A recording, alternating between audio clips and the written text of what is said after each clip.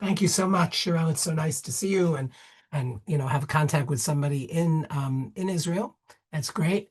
And a huge shout out to all friends and fans out there. It's wonderful to see you. I wonder if Ari is back from Greece yet. No, he's still exploring ancient Greek statuary. I get nearly every day something from him with some members of his group cutting up in various ways, which is fun. You should really go on those trips. Our trip was terrific, and really, I urge you to support CSP in that way and in every other way you can. It's really a unique educational opportunity. Speaking of education and pedagogy, I've always been somebody who was interested in what you could call, and what I have called in the title of this series, the big questions.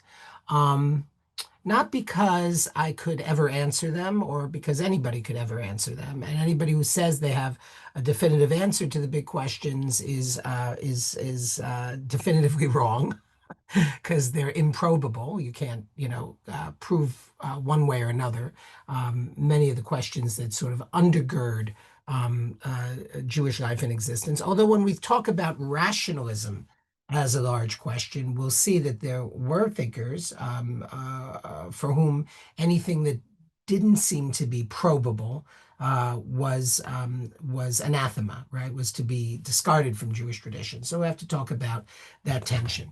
But what I actually realized over the course of many years of teaching is that what I have been talking about when I talk about the big questions has been, and just get the lighting a little better, has been really what some people call theology. So if I said to you the word theology, you might fall asleep, or you might assert, as many have before you, that Judaism doesn't have a theology. It's not concerned, right, with those kinds of issues. So let's begin with the word theology. Theology just means God talk, right? Professor Talk about, Epstein, I'm just yes. stopping you for a moment. Your screen is moving and swimming as you're talking. Is there a way Oh, to, yeah.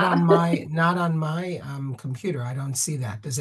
Are other people seeing that? Yeah, that's why I'm receiving comments. That's why I'm asking. Uh-huh. Is it continuing to do that? I'm not moving Right it now, around. no. I mean, Okay.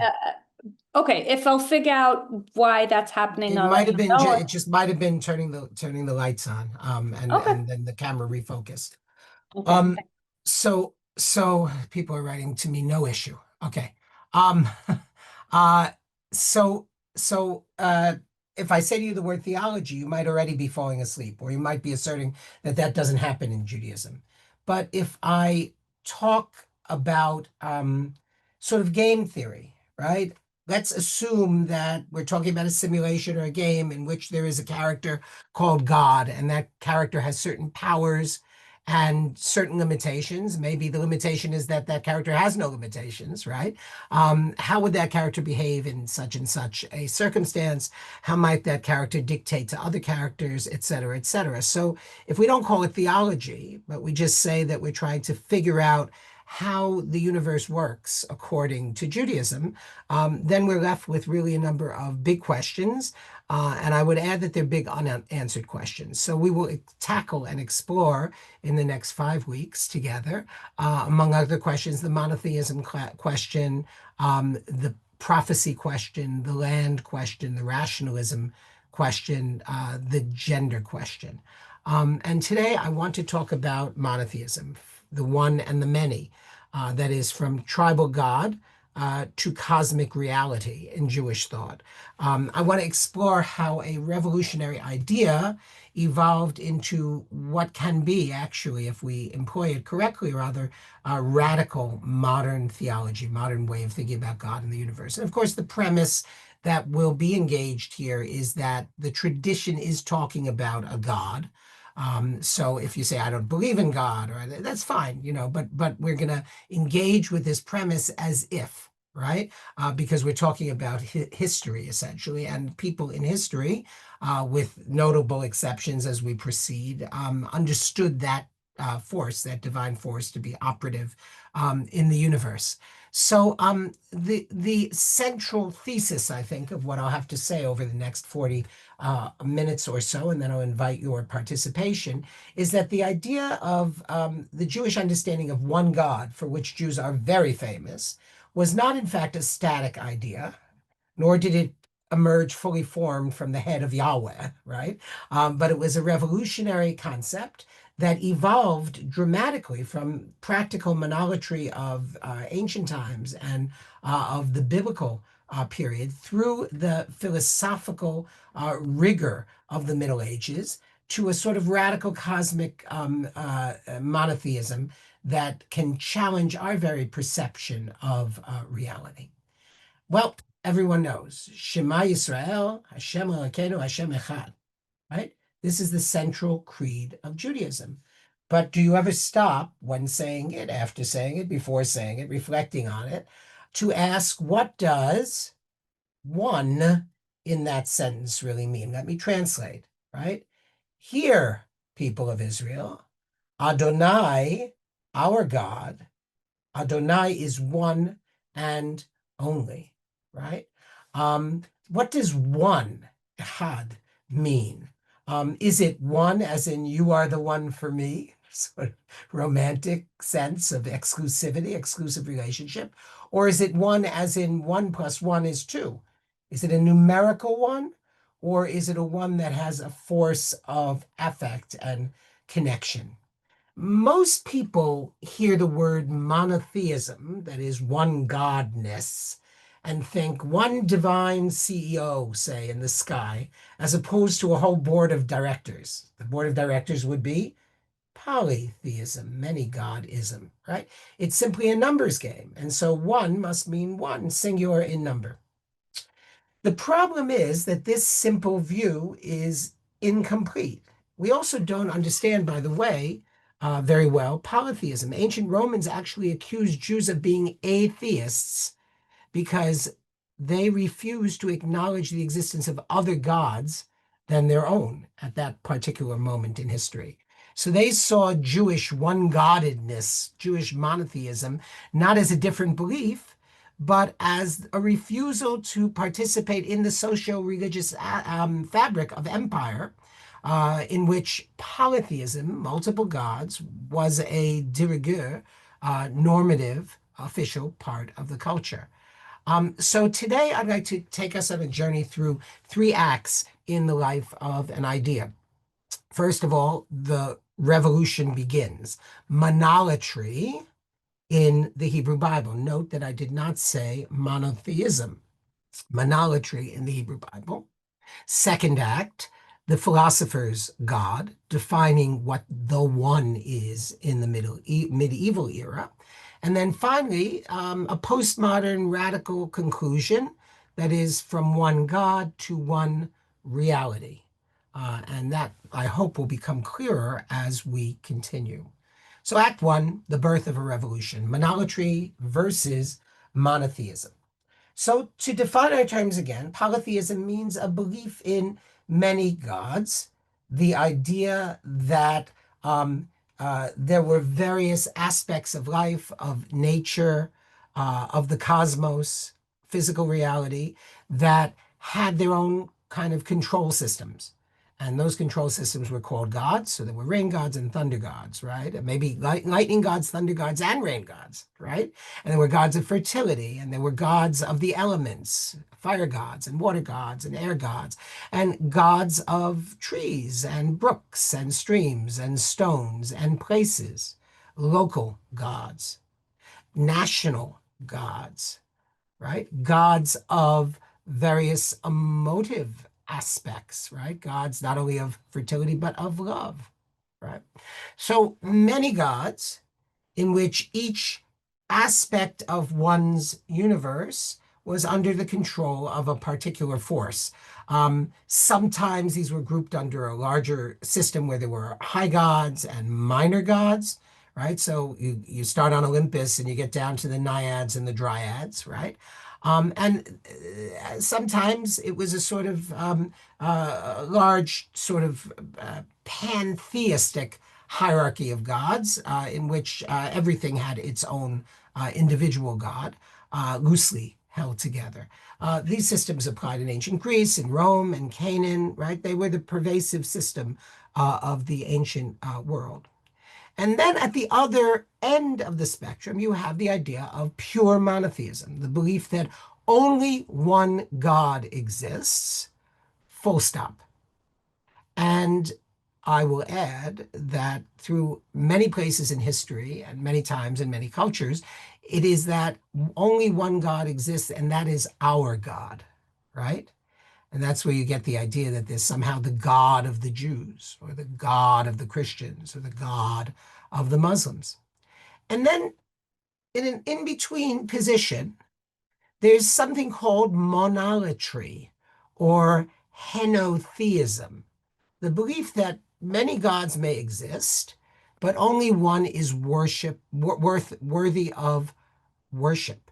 It's like a sort of cosmic loyalty system. There are many restaurants, but we only eat at our family's restaurant, right? You know, it's an acknowledgement that people believe in different gods, but an allegiance to a single God. Now, the evidence for monolatry in the Hebrew Bible is overwhelming, and the evidence for monotheism is nil. Let me repeat that again. The evidence for monolatry in the Hebrew Bible is overwhelming, and the evidence for monotheism is nil. Clearly, the ancient Israelites were monolatrous. After all, the first commandment doesn't say you shall have no other gods, but it says you shall have no other gods al panai, before my presence, before my face, besides me, before me. This implies that there's either a divine council, a heavenly pantheon, a panoply of gods that people believe in, and that might or might not exist, but it demands exclusive loyalty to the chair, right? So, like I said, the first commandment could have said, you shall have no other gods, full stop. It did not. Secondly, in one of the oldest poems in the Hebrew Bible, with the exception of a couple of Psalms, the Song of the Sea says, and this is echoed in the liturgy, it's not like something that was swept under the rug and hidden. Mi chamocha ba'elim Adonai. Who is like you among all the other gods? Adonai, right? It's a competitive statement. It's not a denial of competition, right? So there's God and the gods. Now, you know, perhaps you have seen programs on this. I think somebody did it at CSB, that archaeologists have found inscriptions in the ruins of ancient Israelite kingdoms to Yahweh, Yud-He Vav-He, the Israelite god, and his Asherah. So what's his Asherah? His female consort, represented sometimes by a flowering tree, right? A fertility goddess, right?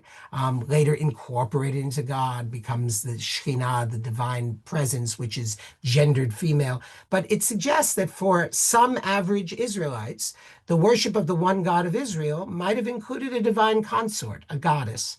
So the prophets weren't just fighting foreign gods. The prophets rail against the Asherot, right? They're fighting a popular syncretic version of their own religion, influenced by the people around them. So that's monolatry in the Bible. There's a constant, admonition to the Israelites to destroy all the idols that they have, to destroy all the images and altars and high places of the other gods that clearly they worshipped, and to put themselves in the hands of the one true God. Now, it's not, how can I say this? We need to be charitable to the ancient Israelites, because it's not sort of a primitive mistake about the nature of the universe. That the nature of the universe is that there's one God, and they were seduced to the worship of multiple gods. That's the way very often in the text sources itself, it's troped. But it's not a primitive mistake. It's a brilliant pastoral strategy to say, I am going to acknowledge that there's multiple causalities. Let's not call them gods, multiple causalities in the world, but I am pledging allegiance. I am engaging in a radical act of loyalty to a God who cannot be seen or represented by an idol in a world that was saturated by statues, right? And you know the famous midrash, one of my favorite midrashim about Abraham, because we meet Abraham in this past week's Torah portion, and we just meet him in medias res, you know, in the middle of things, right? He's all of a sudden applying himself to the worship of this particular God in a world that seems saturated, as I said, with statues and idols. And so the Midrash tries to explain who Abraham was and why his father is mentioned. And the Midrash very famously says that Terach, the father of Abraham, was not only an idolater, an idol worshiper, but a maker of idols. And Abraham was interning in his father's shop for the summer, and he didn't believe in all this crap, right? And his father went out to some big festival at the local temple, and Abraham was supposed to do business and sell these idols. So first comes into the shop a little old lady, and she says to Abraham, "I'd like a god," you know. And he says, "Sure, mother, what kind of god would you like?" And she says, "Well, I'm as the hundred what is it, the 2,000-year-old man, Mel Brooks says, I'm gonna be," right, 100 years old tomorrow. Abraham says, "Mazel tov, bis 120, you should live to 120." She says, "Yeah, well, I want to get one of those new model gods, you know, God version 2.0." And Abraham says, "Oh, really? You've been around for 100 years and you want something that was just made yesterday morning?" And she says, I never thought of it that way. You know, I just wanted the newest model." So Abraham hands her a pamphlet that says, you know, "Your life with Yahweh," and says, "Read this," right? And sends her on her way. Doesn't sell a god.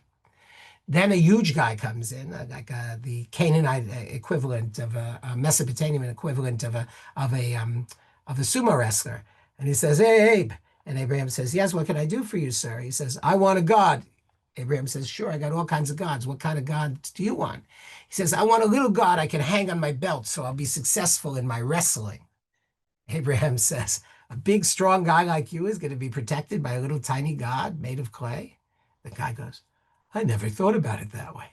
Abraham hands him a pamphlet that says, "Yahweh, your strength and sword," right? And the guy goes away happy, but without having purchased a god. Whereupon Abraham takes out from behind the counter the baseball bat that his father keeps there because the neighborhood has changed. And he takes the baseball bat and he smashes all the stock of his father's shop except the largest idol, and he puts the baseball bat in the largest idol's hand. And then his father comes home and he says, sees the chaos. He says, "Abe, what happened?" Abe says, "I don't know. I went as usual to feed the idols. You know, I put the food in front of the idols every night, and the big one came up, beat up all the other ones, and took all the food for himself." And Abraham's father, like his guard is down, right? He says, "Abe, you know that can never happen. They don't eat, they don't walk, they don't talk." Abraham says, "Really?" You know, and he hands his father a pamphlet that says, "Yahweh, the God for you," right? By the way, we don't know if that name is pronounced Yahweh, so don't, in the comments, don't tell me that I mispronounced the name or I pronounced the name and I shouldn't, and it's pronounced wrong, and this is how you pronounce it. Whatever. I'm using it as a placeholder because that's what biblical scholars do. But Abraham's father outs himself as a non-believer in idolatry, right? So it's a real evolutionary leap from thinking about the world as being controlled by multifarious, specific, intimate forces to thinking about the world as being controlled by a God who couldn't be seen or represented. Right? That's the course that the Bible takes. The Bible never veers from its monolatrous idea. But you know, in Act 2, Judaism encounters the philosopher's God. It's a clash of titans. Judaism meets Greek philosophy. The God of Abraham, who is personal and involved, meets not the gods of Olympus who are squabbling and screwing each other and turning themselves into bulls and screwing humans. And no, meets the God of Aristotle, right? Abstract, unchanging. You have to realize that in antiquity, Greco-Roman antiquity, Hellenistic antiquity, there was this culture of the gods of Olympus who were very much like squabbling humans. But there was also a concept of a pure philosophical abstract God.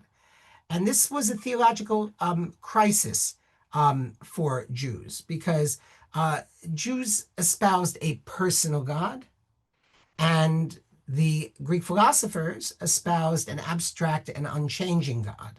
And the system of the Jewish God began to sort of morph. The aspects of divinity that became abstract and unchanging, Hayah Hoveh, God is, God was, God will be, right? As opposed to, aspects of God in Genesis or Exodus where God is getting angry and God seems to change God's mind and God is petulant and God says, I'm gonna take my Legos and destroy everything and go away and sit in my room, right? Or I'll turn my back on you, or, that's kind of purged from Judaism in its exposure to Greek philosophy. So never say that the Greeks didn't give the Jews anything. But there was still this idea, which was philosophically uncomfortable because you couldn't reconcile it, of the intimate, personal, immanent God, who was also abstract and unchanging and transcendental. In fact, it was fortuitous because when Christianity emerged, it consisted of people who had been polytheists, who like certain aspects of polytheism, like this idea that God has a cozy family and there's a daddy God and a mommy God and a baby God. That was very cute, and they liked that, right? They also liked the more transcendent aspects of God. They didn't want to worry themselves with rain gods and fingernail gods and gods of the back stairs, right?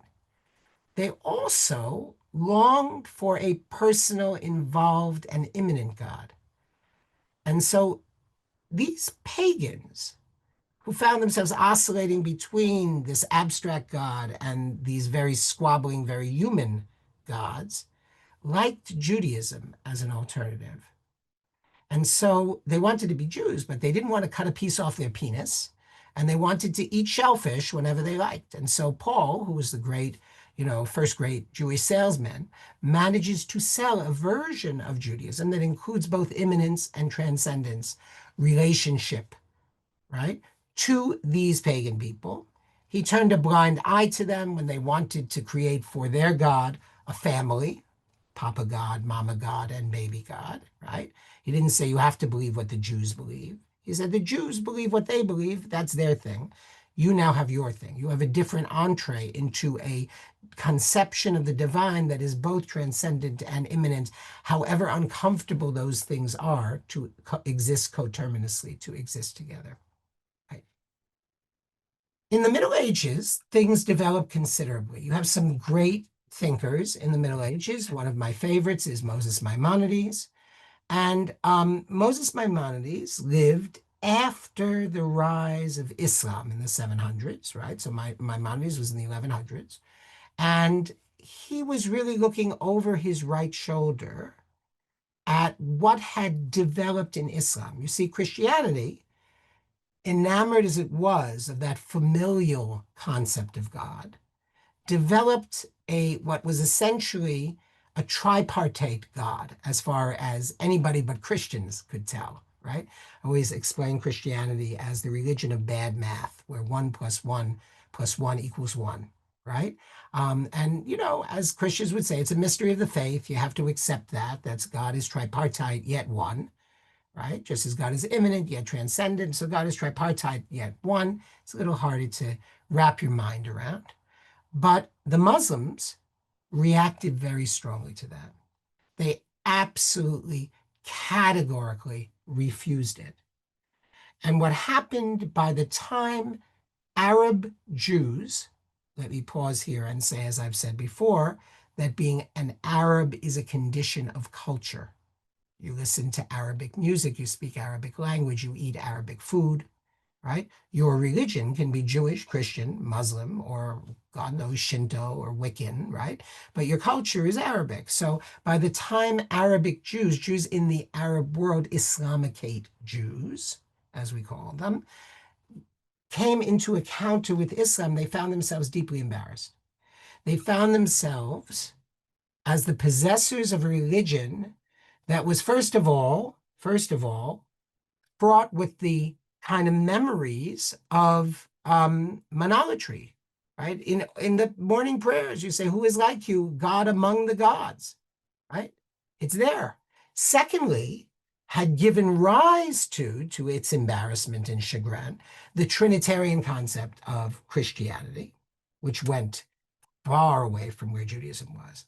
And so those Arab Jewish philosophers in a Muslim environment reacted to Islam. And Harambam, Moses Maimonides, was a partisan of absolute Unitarianism in Judaism, absolute oneness of God in Judaism. He said that God is so transcendent that to say God exists is almost a category error, because existence is a quality we understand from created things. God is the creator. God is existence itself. So to say that God exists demonstrates at least a paltry understanding of God, and at most you make a category error in speaking of God. Total transcendence. And this had radical implications. He said that we can only say what God is not. God does not have a body. God is not limited. God does not change. Right? Now, he sacrificed certain very dear principles of Judaism on the altar of deference to absolute monotheism, because he was looking at Islam and he thought that Islam had a better take on this than Judaism had hitherto had. And so he got really rid of that intimate, personal God. Now, he saved himself by asserting that this concept of God as utterly transcendent was the real reality of God and reserved for the philosophers, for those in the know, for those who had habituated themselves to thinking about these matters. But for the common people, it was all right to conceptualize God as being personal and immanent. But to realize, as a philosopher, that this is an error, and that for God to be God, God must be utterly transcendent and not describable in positive terms, only by means of the via negativa, the negative way. Um, uh, uh, so there's a famous story that Maimonides was asked what one should do between the death of a father, God forbid, lo aleinu, it shouldn't happen to us, and the burial. And he replied, reflect on the unity of God. Sounds cold, right? But for him, this was the highest, most comforting truth, right? To connect with the ultimate reality beyond all transient events was his advice, right? It's not compassionate. Maimonides was actually a very compassionate person, as you see in other places, but he understood that in moments of extreme crisis, it's good to think about the real reality as he saw it. Um, you know, he was an incredible person. I was very touched to win the Maimonides Award, because this is a guy who wrote one of the densest books of philosophy ever, but he was also the Sultan's personal physician. And imagine him writing this dense philosophy and thinking about these profound ideas after long days of treating, royal ailments and the ailments of the entire harem, the harem. Another figure that you need to know about living in 13th century Provence was Menachem Meiri, called the Meiri. He had a sort of ethical approach to thinking about God and divinity, which ultimately ended up being what we could call a pluralistic approach. Look, he was living with Christian neighbors. He was living in religious tension. Maimonides, by and large, except when the al-Muwahhidin came in and tried to, convert everybody to their fanatic form of Islam or die, right? Aside from those moments in his life where he encountered Islamic fundamentalism and fanaticism, he lived in a society that was more or less, right, on a daily basis, somewhat more comfortable than Christian society in terms of interchange and interaction over philosophical ideas. But there was a lot of opposition in Christian societies against Jews, a lot of religious tension. And he made a stunningly liberal argument. He said that Christians and Muslims were not idolaters. They were nations bound by the ways of religion. He uses the word dot, religion, whose faiths instill in them moral discipline. So he took a monumental leap, right? He understood that there is only one God, and he used that to create a foundation for religious pluralism. He said that Christians follow their paths and Muslims follow their paths, but ultimately these paths lead to one place, and they are not idolaters, even if they use images in their worship. After all, they did not stand at Sinai. God did not prohibit them from creating three-dimensional images in order to bow down and worship. So it's not prohibited to them. That's their way. But ultimately, having researched the question, he ascertained for himself that these three branches, at least, were monotheisms. That's what he means by Anshe Dat. By the way, this is a continuing problem and question. I had several friends who were rabbis who years ago traveled to India to consult with the pundits at the largest temples in India. When you say a large temple, meaning a Jewish synagogue in your neighborhood, maybe it has 400 families, right? We're talking a place with 1 million adherents, right? So these people really have large congregations.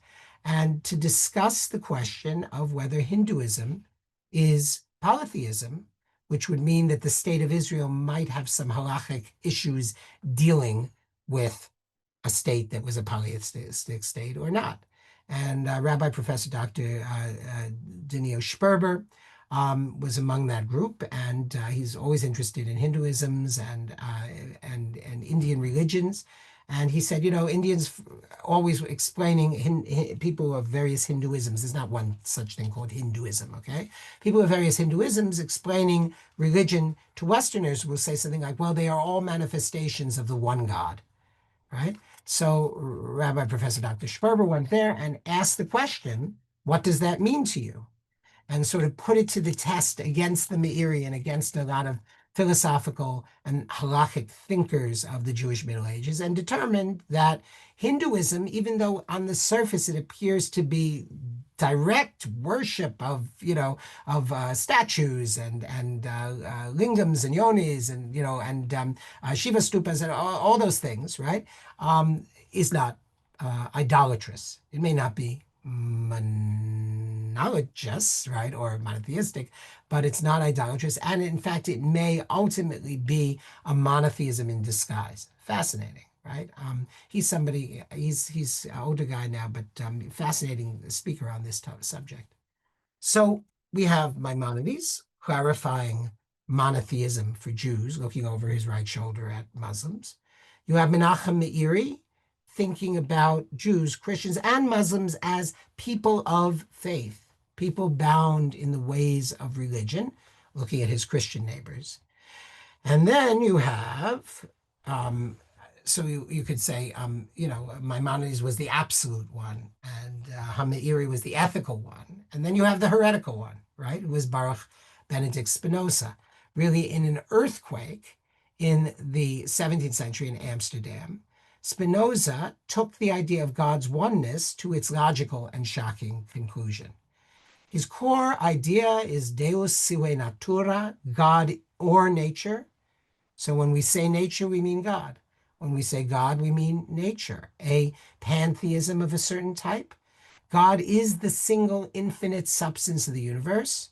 You, me, this chair, this internet, this environment, right? We're all just modes or modifications of the one substance. So this is, in a way, a radical monotheism. The idea of pantheism, that God is everything, is a kind of radical monotheism. I'll be talking about another one in a second. By the way, there is an intermediate stage called panentheism. So if you believe that God dwells in everything, that's called panentheism. It sort of has the word in it, right? And if you believe that everything is God, this Sharpie is God, right? That is pantheism. And if you are a believer in panentheism, it means that there is a God out there to worship, right? Whose spirit participates in the Sharpie. That's not so problematic. Problematic, but it's not so problematic. But if you are a pantheist and you believe that the Sharpie is God and God is the Sharpie, then we have a problem because you're going to be worshiping the Sharpie, and it's the same as worshiping God, and that's highly heretical.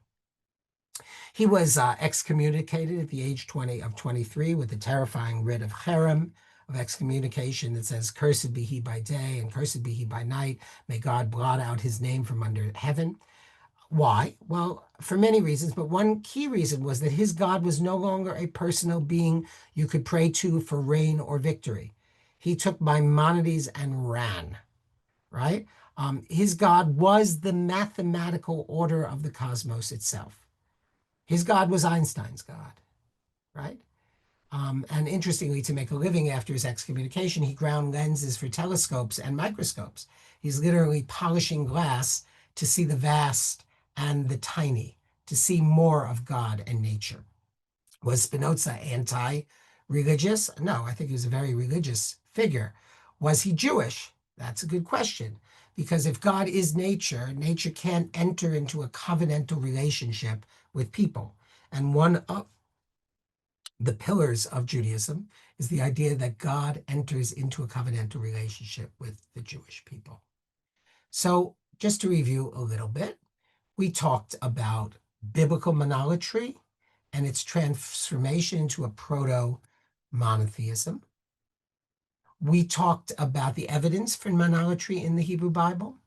We talked about the clash of titans, Jews and Greek philosophers, sort of debating immanence versus transcendence, debating between the personal and the involved and the abstract and the unchanging, a theological crisis. And then we looked at Maimonides' absolutism, the Meiri's ethics, relational ethics, and Spinoza's really heresy. Because why is it heresy? These are interesting ideas, but they move out of the realm of Judaism, and they, in fact, what's heretical about them, they say you don't need to have Judaism. You should just be a person in the world. And the oft-repeated canard, not necessarily a canard, the oft-repeated statement, let's say, that Spinoza was the first secular person, whether true or not, is understandable in light of his thoughts. All right. So, I've been wrestling with the idea of God and with monotheism for most of my life. I want to live as a Jew. I want to be in a Jewish community. I accept the terms of the Torah as I understand them, the covenantal terms. I'm shomer mitzvot, right? But the question at the bottom line, is often, where do I stand with relation to these ideas, right? So I had a good friend who lives in Zichron Yaakov and was put in cherem by the local Ashkenazi rabbi because he had a little minyan in his home where he handed the Torah to women, right? It was a traditional minyan, but it was sort of egalitarian. So at his trial, at his cherem trial, he was asked, does he believe in Torah Misinai? Does he believe that God gave the law, the halakha, to the people of Israel directly? And he said, yeah, I believe in Torah Misinai. I'm just not sure what comprises Torah and what is meant by Sinai, right? So like you can live a life in which you live in a certain way and you accept as sort of corollaries of your lifestyle certain beliefs, but you can also be thinking about them a lot, right? It's not illegal, and it's not unenhancing. And I have a proposal, which is not my proposal uniquely. I think the Meiri was getting at this in some ways, and so was Maimonides, and maybe even a smattering of Spinoza. If you wish to be truly a monotheist, if the idea is that there is only one God, if that is truly, absolutely true, and that God is truly, absolutely one, then a monotheistic God can have no other, right? The Kabbalists had a metaphor for this where God filled the universe so much that God had to contract God's self in order to make room for the universe with tragic consequences, of course. But all existence would have to be a manifestation of the one. Think of it like this, right? Oceans, right? In an ocean, waves, currents, and foams appear as distinct things, but they're all just the ocean doing its ocean thing, right? So we and our ways in the world are really the universe's way of experiencing itself. And what follows from this is that if the divine is fundamentally the reality of everything, then every path that seeks truth is a path toward the one, right? It's not that Christians worship the Christian God and Muslims worship the Muslim God. There's only one God. You say it, Shema Yisrael. There's only one God. That's what Hashem Echad means to me. And that every different group has a different way and a different tradition of accessing it. Right? It's like the famous story of the blind people and the elephant, right? One feels the trunk and says it's a snake, and one feels the leg and says it's a tree, and one feels the side and says it's a wall. Judaism, Christianity, Islam, Shinto, Hinduisms, Buddhisms, right? They're all feeling different parts of this same immense elephant of reality, right? And my theology suggests that we stop arguing about who has the right part and start sharing notes. I think that's really essential, being able to talk to other people without losing one's path. And so the question arises, so why do this? I like the Virgin Mary and the saints, so why shouldn't I, Chaim Yankel, become a Christian, right? The old joke. There's a guy, old Jewish man, says to his wife, "I'm fed up with Judaism. From now on, I'm leaving Judaism. I'm Ois Yid." She says, "What are you going to do?" He says, "I'm a Episcopalian," he says. "From tomorrow, I'm an Episcopalian," right? So, okay, they go to sleep, wake up in the morning. He's standing in the corner putting on his tefillin. She says to him, "Chaim Yankel, you're Episcopalian?" He said, "Oi, Goyische Kopf," right? Gentile head. Okay. Right? So, should we abandon the whole project? Well, under this idea, right? People are either born into a system, and I would say that they're duty bound to explore that system to its end, because this is their ancestral way, right? And if they explore it to the end and they find that it's not suiting them, it's not doing what it needs to do, then they should take another path.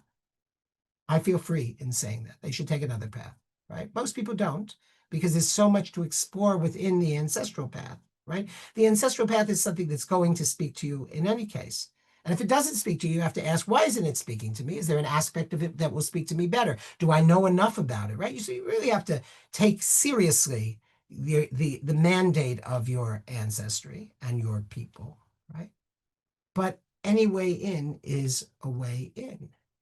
And I think that at the end of the day, what's important is the ability to talk to each other. I remember I have a friend who lives in Jerusalem who's a sort of major, is he a Kabbalist? I guess he practices Kabbalah and Kabbalistic davening prayer. And I once went over to the house to borrow a cup of sugar, and the door opened, and it wasn't him or his wife. There's a little fellow there in a saffron robe. And I said, "Is Menachem home?" "Oh, yes, he's home, but he's preparing now because His Holiness is coming to discuss with Menachem the nature of angels." His Holiness, the Dalai Lama, was in Jerusalem and was in Kadamon to visit my friend Menachem. right? So that's somebody who was born into a Hasidic household who expanded his consciousness not enough to understand that he could have a conversation about the nature of angelic beings with the Dalai Lama, and did. Okay. So a quick snapshot, very quick, of Judaism, Christianity, and Islam and their approach to monotheism. Judaism emphasizes the unknowable essence of the one and the primacy of Torah and Kehillah as the path.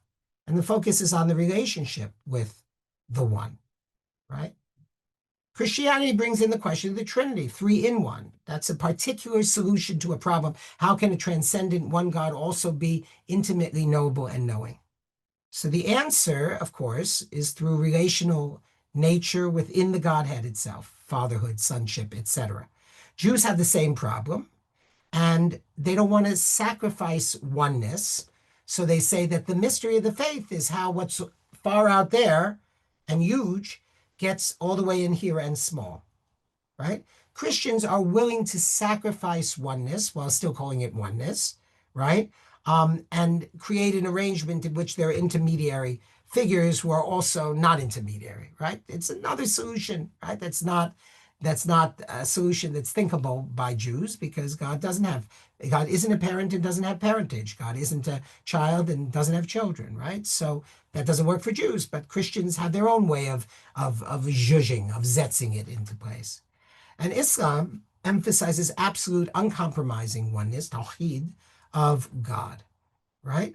And because it came last, it stood its ground most firmly on monotheism. So really, of all the religions, historically, Islam is the most purely monotheistic of religions, and Maimonides knew that, and he wanted to retool Judaism to accord with that. But of course, he could only make it stick for people who were philosophically oriented. Your average person on the street who wanted to have a love relationship with God, as it says in the Torah of Ahavta, right? What does love mean? That's another thing we could discuss, actually. What is love in relation to the divine, right? And is it different from love of humans? But okay, if we think about it as one has to have a connection with God, so it's very hard for Maimonides, and it's very hard in Islam in that sense. So each has its debits and its credits. We started with a tribal God, wrestled with the philosophical absolute. We were shocked by a God who is nature, and we arrived at a vision of a single unified reality with many access points. The implication for us is that this isn't strictly abstract philosophy. If it's true, it changes everything, right? The person who cuts you off in traffic, the political opponent you despise, the tree in your backyard are all at the most fundamental level expressions of this same one thing. It's not a call to naivete. Believe me, I'm not that kind of hoo-hoo person, right? But it's a profound sense of kinship, right? The fact is that God is not coming out of a cloud like a giant foot in a Terry Gilliam animation from Monty Python.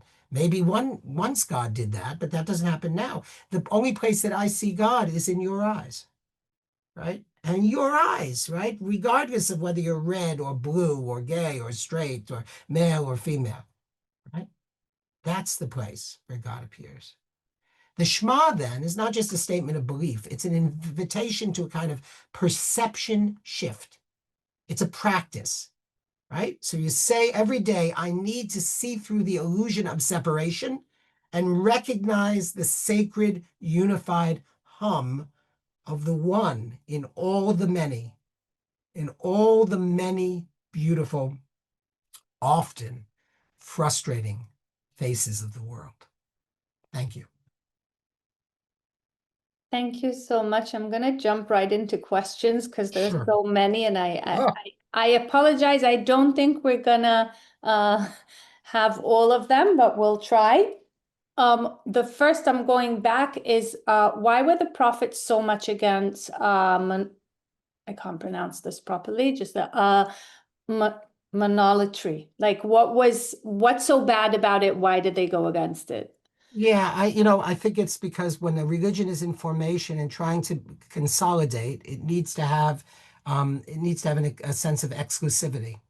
Like, so, it's like, so my kid's writing college essays now, right? Good luck, Ari. Okay. So he's writing college essays now. So the big question is, okay, so you say the food is supposed to be good, the extramurals are good, but you could say that of Oberlin or Wesleyan or Duke or Emory or any college, right? So if you could say the same thing of any religion, what would distinguish Israelite religion? And what distinguishes Israelite religion is a particular God with a particular relationship to people. And that's why polytheism or monolatry is dangerous. Okay, another question was if you can talk about, now I'm going to try and pronounce this again, Benit Benitari, I can't pronounce these words. The belief of two gods, one like general and one the Israelite God, Okay. which you can Okay. see in different philosophies. I Yeah. apologize, I'm used to these It's words in okay. It's all Hebrew. good. It's all good. So if you can pronounce it and say a few words about that. I'm not sure what word you're referring to, but I'm going to try and pronounce spell it, spell it, spell it. Beniteri. Bennett. Oh, I have it's no the idea. belief of two. I've never You heard that word in haven't? my life. No. Oh, So okay. So our interlocutor is much more intelligent than I am. So I have to leave that aside. But what's the principle? You said the belief. It sounds like what's it called? Monolatry, right? it's similar, but there's two and not like many. So there's one that Yeah, is for yeah. everyone. It's a variation, I would say, on the same principle. Okay. Another question was if you can explain a little more what Spinoza did and how, like, why that was heretic. If you can Well, to say give it that there more is no detail. God, essentially, that there is only nature, right? To say that there is no God, there's only nature, and when you look at nature, that is God. If that doesn't sound strange to you, it's because Spinoza was. You see, when he said it, it was new. People either hadn't said it or they didn't dare say it, right? So the idea that you and me and this chair and this internet are just modifications of, many religious people today would say that that's terrible because God created everything. So there's God and there's the things that God created, and they're irrevocably, see, I can't talk either. They're irrevocably separate, right? But Spinoza said it's all one ball. Right? That's what was scary about Spinoza. Another question was, does this type of monotheism, like the Rambam and Meiri one, go together with the fact that it's a like God that is involved in the world, or is that a separate principle? So that let's leave out the Meiri for a second, because the Meiri was about relationality. The Meiri was about saying what Christianity and Islam were, right? So, but let's talk about Maimonides. Meiri built on Maimonides to an extent. What I mentioned that there are problems with Maimonides. One is that if God is utterly transcendent and only describable through negatives, it's hard to relate to that God. It's also hard to explain how God comes into the world, right? And so a lot of opponents to Maimonidean philosophy saw that and said that you're imprisoning God in God's heaven, so to speak, right? By saying that God is utterly transcendent and not describable except by negatives, it's very hard to explain how God comes into the world. So the Kabbalists, as we'll see when we talk about rationalism, I have to leave something for that week, right? The Kabbalists developed an entire myth about how you get from, as they say in Maine, you can't get here from there, right? How you get from here to there, right? And that was one solution. Other solutions were modified views of Maimonides. It's safe to say that all Jewish philosophy since Maimonides has been wrestling with that very question. Thank you. Sorry, I'm getting so many questions here that I'm trying to sift through everything. Are these questions still grappled with today? Are there any contemporary thinkers that are looking at this? Because in a way, we kind of are born into this, take it for granted, and Tons, more than you can count, right? I mean, anybody who takes Judaism seriously is thinking about these things, and among them are some great people. I give one example, right, which is Abraham Joshua Heschel's book, God in Search of Man, right? So the question of transcendence and immanence are very eloquently discussed there. Also, we're not talking about people, there are tons of people alive today, but I'm giving you the sort of modern precursors. You have Martin Buber and his relational book, I Thou. in which he Next talks. question. Yes, right. He's talking about human interrelationships, which mirror questions of divine human relationships. And of course, there are people who like Levinas and Derrida who talk about the other and our relationship with the other human, and God is the ultimate other. So all these things are being, of course, grappled with today. Okay, and let's close with this question that also came in of where would you place Martin Buber in relationship to the three modules you So described? I don't think Martin Buber is heretical. I think Martin Buber is trying to, in a way, he's trying to resolve questions that exist are raised by Maimonides, how you get from out there to in here, right? And he's also trying to show ultimately commonalities among religions, because Martin Buber believes, I think, as I do, that there is only one thing, right? So if I said, I didn't ascribe it to myself, but when I said that the only place that I see God is in other people's eyes, I'm really paraphrasing Buber in that sense, right? In that what we need to do, and what the Torah is talking about, is the idea, the need to broach the distance between us and the other.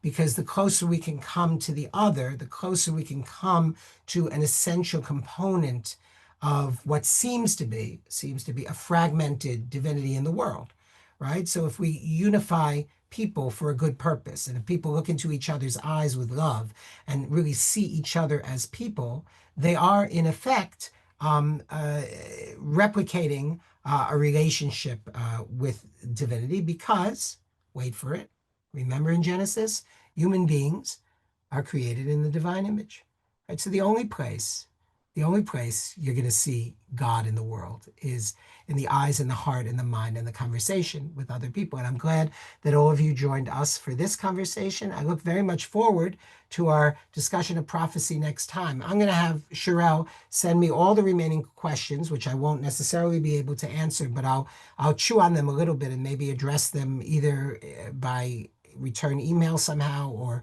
in next class. I don't want to eat too much into each class with the remaining questions from the previous class. But this has been a great privilege again and a pleasure. And thank you all, and especially those of you who are texting me privately. Also, I'm obviously talking, so I can't answer at the same time. I'm not that skilled. But thank you, Sherelle, and thank you all. And I'm looking very much forward to seeing you next Sunday.